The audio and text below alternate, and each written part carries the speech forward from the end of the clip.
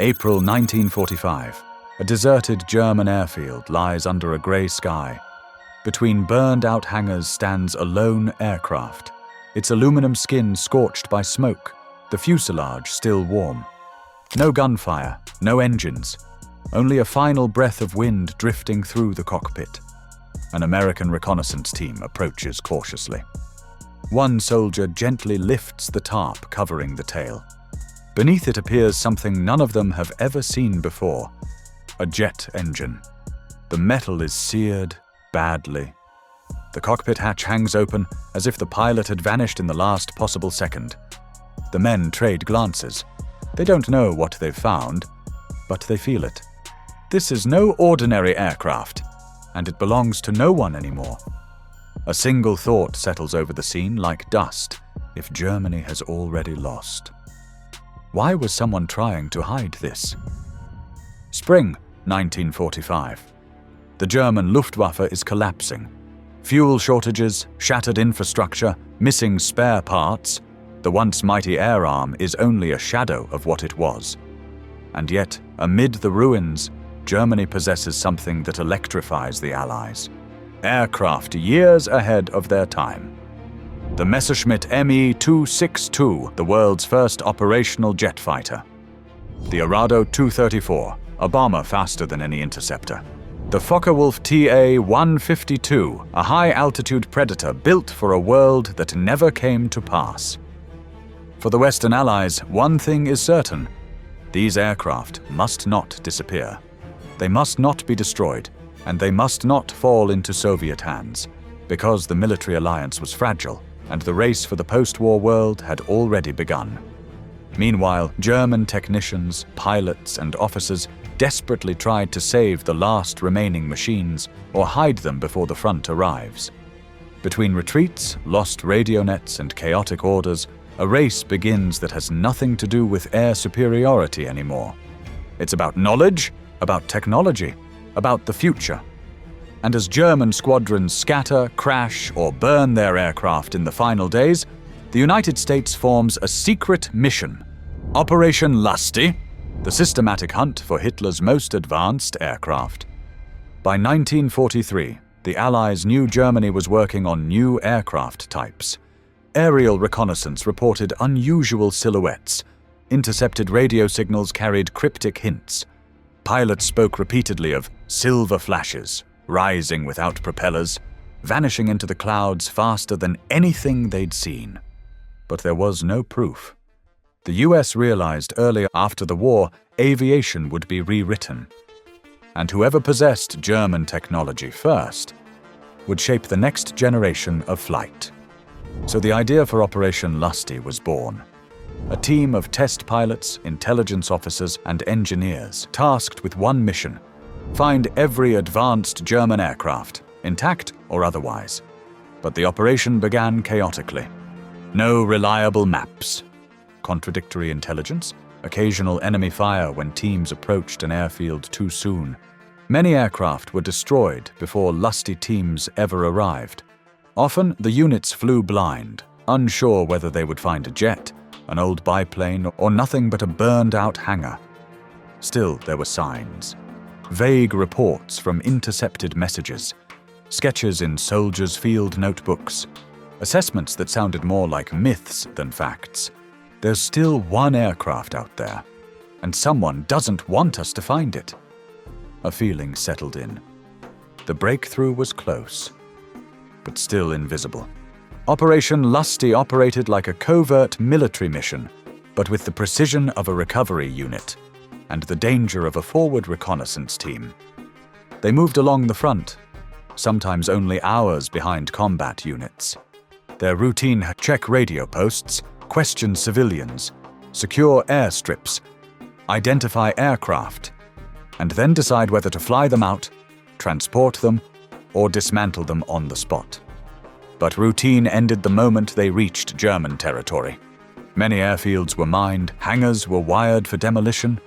Some aircraft were set ablaze at the last second. When German soldiers spotted advancing Americans, others were hidden in forests, under camouflage nets, in barns, behind farmhouses. More than once, Lusty teams stood in front of a jet that could detonate at any moment. Then came the most dangerous task of all, starting and flying a damaged German aircraft to an American depot. Test pilots like Charles "Chuck" Yeager flew machines with unpredictable engines, almost no remaining fuel, cracked tires, and maintenance logs buried in some forgotten basement. And yet, again and again, it worked. A jet lifted off, trembling through the air, and touched down minutes later in Allied hands. Every aircraft that didn't burn on the ground was a victory against time. The hunt for aircraft was no museum mission. It was dangerous, unpredictable, and sometimes deadly. Many jets had been sabotaged, mechanics dumped sugar into fuel tanks, tampered with valves, removed electrical lines.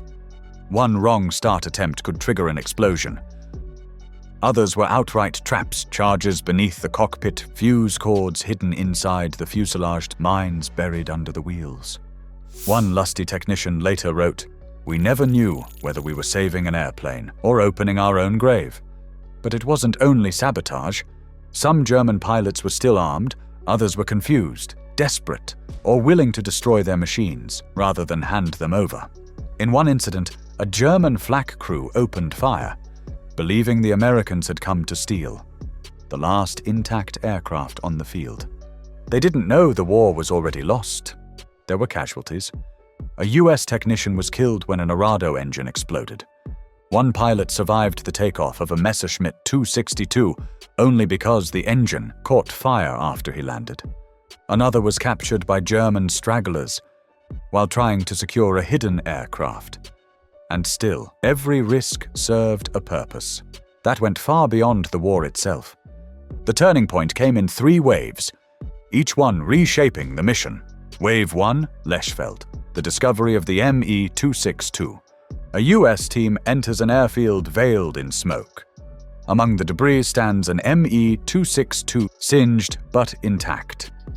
A test pilot fires up the jet, hearing a sound no American had ever heard before. Minutes later, he lands it safely in France. At that moment, the US understood the future belongs to jet propulsion. Wave 2, Northern Germany, the hidden hangar. Deep in a forest, the Americans find a camouflaged hall. Inside stand rare TA-152S, Arado prototypes, and the unfinished frame of a high-speed interceptor. German technicians had tried to hide them until the last second. A worn-down guard breaks into tears as the Americans step inside. Not from fear, but from shame. Wave 3, Operation LUSTY, the Great Extraction.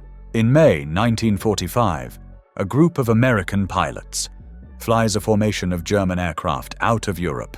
Jets roar across the Atlantic, piloted by men who had touched them for the first time. Only days before, it is the moment when the war ends and a new era begins. The captured aircraft changed the world faster than most soldiers could imagine. The US developed its first jets, the F-80 Shooting Star and later the F-86 Sabre, directly from ME-262 research. The Soviets dissected every German engine they found and soon built their own. Germany lost the war, but its aviation technology shaped the early years of the Cold War. Many captured aircraft flew for years in test centers. Others were taken apart to extract knowledge that later fueled supersonic research, aerial refueling, and modern aerodynamics. A handful survived in museums, collections, storage halls, silent witnesses to an era when technology advanced faster than the people building it. The hunt for Hitler's aircraft was no treasure hunt. It was the beginning of a new world order. Today they stand in silence, in hangars behind glass, lit by spotlights. Jets built for a war, but shaping a future no one could yet imagine. Sometimes an old engine pops warming under daylight, a faint echo of something that was once dangerous and is now only history